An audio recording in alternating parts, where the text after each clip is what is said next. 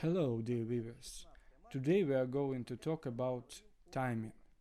Earlier, I said that everything should end faster, but the situation is different. The fact is that before the war, I took an active part in the anti-fascist movement in Ukraine since the spring of 2014. I have found many new friends and we are now communicating with each other, including my friend Mikhail Onofrienko. Today, many of them are creating military civilian administrations in Kharkov, Dnipropetrovsk, and Zaporozhye. I have known these people since 2014. Before the war, we assumed what events will be, taking into account informal negotiations. We knew who was talking with whom. I can report today, because it's no longer interesting to anyone. This plan is no longer valid, and no one is using it anymore. Before the war, there were agreements with the elites of various cities in the south and east of Ukraine. They promised to surrender in case of Day X. The fighting near Kharkov on the first day of the war took this into account. The Russian army believed the Ukrainian elites of Kharkov. They planned to quickly isolate the city from Ukraine so that the leaders of the city would change. But the elites stepped in the back and supported the Kiev regime. For this reason, Russian troops lost many people near Kharkov on the first day of the war. Therefore, at first they did not create military civilian administrations. It was assumed that in some regions of Ukraine this would not be required. It was a big political miscalculation. Once again, the Russian authorities trusted the Ukrainian elites who were pro-Russian.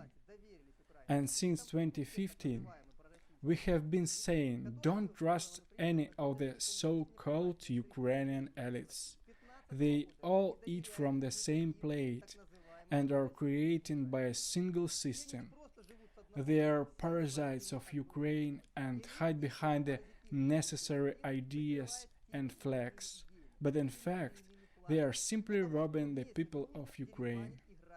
Please note that until February 24th, all Ukrainian media were talking about the problem of the oligarchs. The problem is that all oligarchs are pro-Russian. I want to ask a question today, a few weeks later. Are you still deceiving people? Without exception, all oligarchs supported the current regime. It was natural, but that is already in the past. All oligarchs after the war in Ukraine should disappear. Today, these oligarchs support Zelensky as the only correct president, who will win, of course, in their opinion. Thanks to this betrayal, we can forget any agreements with them. This allows us, after victory, and this is inevitable, to build a new Ukraine without oligarchs and elites. They free our hands by making their choice. Therefore, the new Ukraine is waiting not only for denazification, but also for de-oligarchization and nationalization. We have a unique chance to build a country with a new type of society. Yes, it will be difficult.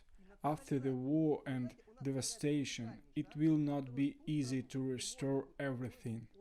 But this situation, despite the problems in the early days, gives us a unique chance for the future. I will do my best that we, the representatives of the new Ukraine, take advantage of this chance for the benefit of our people.